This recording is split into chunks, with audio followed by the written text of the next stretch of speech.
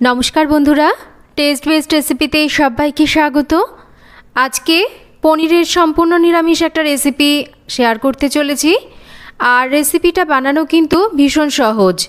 मात्र 10 থেকে 15 मिनिटेर मধ্যেই रेसिपिटा तैरी करे नेওয়া যায়। পোলাও, फ्राइड राइस, रुटी, परोटा, लुचि सब किछुर साथेई किन्तु रेसिपिटा खेते असाधारण लागे। तो रेसिपिटा बानानोर जोन्नो एखाने आमी निये निয়েছি 350 ग्राम पनीर और पनीर के आमी एकटू एरकम लम्बा टुकरो करे केटे निয়েছি। आपनारा निजेदेर पछंद मतन पनीर के केटे नेबेन। मशलार जोन्नो एखाने 12टा मतन काजू आमी उष्ण गरम जले भिजिए रेखेছি। একটা পাত্রে 4 মগজ আর পোস্ত ভিজিয়ে রেখেছি আর তার সাথে নিয়ে নিয়েছি 3 টেবিল চামচ টক দই। এবার এই কাজু, পোস্ত, 4 মগজ, টক দইকে খুব সামান্য জল দিয়ে আমি মিহি করে বেটে নেব। আর উষ্ণ গরম জল দিয়ে যদি এই রকম মশলাগুলোকে মিনিট 10 ভিজিয়ে রাখা হয় মশলাগুলো কিন্তু ভালো করে ভিজে যায় আর বাটতে সুবিধা হয়। আমি মশলাটা মিহি করে বেটে নিয়েছি। এবার রান্নাটা শুরু করব। তার জন্য সাদা তেল গরম করে নেব। আর রান্নাটা সরষের তেলে নয়, সাদা তেল বা আপনারা চাইলে পুরোপুরি ঘি বা বাটারেও কিন্তু করে খেতে পারেন, তবে সরষের তেলে রান্নাটা না করাই ভালো। এবার তেলটা গরম হলে আমি কয়েক টুকরো ক্যাপসিকাম কেটে রেখেছিলাম হালকা করে জাস্ট ক্যাপসিকামটাকে তেলের ওপর নাড়াচাড়া করে তুলে নিচ্ছি, ভাজবো না কিন্তু, যাতে ক্যাপসিকামের কাঁচা গন্ধটা চলে যায় ততক্ষণই নাড়াচাড়া করে নিয়েছি।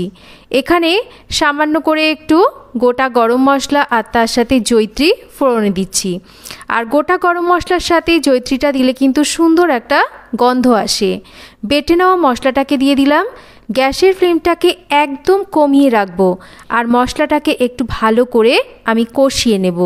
যেহেতু এর মধ্যে 4 মগজ, কাজু, পোস্ত আছে, গ্যাসের ফ্লেমটাকে না কমিয়ে যদি কষানো হয় মশলাটা নিচে থেকে ধরে যাবে। তো মশলা বেশ কষানো হয়ে গেছে। এবার স্বাদ মতন লবণ, খুব সামান্য একটু জিরের গুঁড়ো আর স্বাদ মতন মিষ্টি দিয়ে দিচ্ছি। তার সাথে দিয়ে দিচ্ছি এখানে কাঁচা লঙ্কা বাটা। আর মশলার পাত্রটার মধ্যে অনেক মশলা ছিল, তাই পাত্রটাকে ধুয়ে অল্প করে জল দিচ্ছি, বাকি জলটা পরে ব্যবহার করব। এবার ভালো করে মশলাটাকে আবারও কষিয়ে নিতে হবে। তো মশলা কিন্তু ভালো করে না কষালে মশলার একটা কাঁচা গন্ধ থেকে গেলে রান্নাটা খেতে ভালো লাগবে না। তো খুব ভালো করে মশলা কষিয়ে নেওয়ার পর ওই মশলা ধোয়া বাটির জলটাকেই কিন্তু আমি গ্রেভির জন্য দিয়ে দিচ্ছি। যদি আপনাদের মনে হয় আরেকটু জলের প্রয়োজন আপনারা নিজেরা সেটাকে বুঝে অ্যাডজাস্ট করে নেবেন। এবার আমি পনিরের টুকরোগুলোকে দিয়ে দিচ্ছি। পনিরগুলোকে কিন্তু আমি ভাজছি না। আর পনির যদি একদম ফ্রেশ হয় পনির কিন্তু ভাজার দরকার পড়ে না।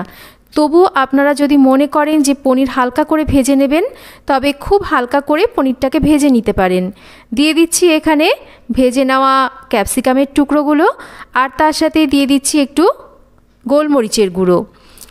আর এবার একটু ভালো করে সব কিছুকে আলতো হাতে মিশিয়ে নিচ্ছি। সব কিছু আলতো হাতে মিশিয়ে নিয়েছি। এবার মাঝারি আঁচে রেখে ঢাকা দিয়ে আমি মিনিট 5 রান্না করব। মিনিট 5 পর ঢাকাটা সরিয়ে নিচ্ছি। দেখুন পনির কিন্তু আমাদের একদম রেডি হয়ে গেছে। এবার ওপর থেকে দিয়ে দিচ্ছি একটু কাসুরি মেথি আর তার সাথে দিয়ে দিচ্ছি একটু ঘি। তো কাসুরি মেথিটা দিলে কিন্তু সুন্দর একটা ফ্লেভার আসে, থাকলে আপনারা দেবেন, না থাকলে নাও দিতে পারেন। এবার ভালো করে খুব আলতো হাতে কাসুরি মেথি আর ঘিটাকে দিয়ে পনিরটাকে নাড়িয়ে নিতে হবে। পনির কিন্তু এই সময় খুব সফট হয়ে যায়, তাই খুব আলতো হাতে পনিরটাকে নাড়াচাড়া করতে হবে, না হলে ভেঙে যেতে পারে। তো মিনিট খানেক একটু রান্না করে নিচ্ছি। আর গ্রেভিটা কিন্তু এইরকমই রাখবো, ঠান্ডা হলে এটা কিন্তু আরও থকথকে হয়ে যাবে। তো এবার নাবিয়ে নেব। তৈরি হয়ে গেল সম্পূর্ণ নিরামিষ একটা পনিরের রেসিপি। বানানো কিন্তু ভীষণ সহজ, মাত্র 10 থেকে 15 মিনিটের মধ্যে রেসিপিটা তৈরি করে নেওয়া যায়। আর নামানোর আগে অবশ্যই করে লবণ, মিষ্টি, ঝালটা আপনারা চেক করে নেবেন। তো এটা কিন্তু রুটি, পরোটা, ফ্রাইড রাইস, পোলাও সব কিছুর সাথেই খেতে দুর্দান্ত লাগে।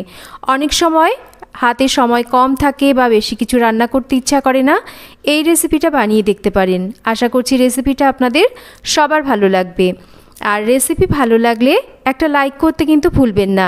আর চ্যানেল যদি সাবস্ক্রাইব করা না থাকে চ্যানেলটাকে সাবস্ক্রাইব করবেন। সবাই ভালো থাকবেন আর রেসিপিটা পারলে সবার সাথে শেয়ার করবেন। আর সবাই ভালো থাকবেন। আবার ফিরে আসবো নতুন কোনো রেসিপি নিয়ে।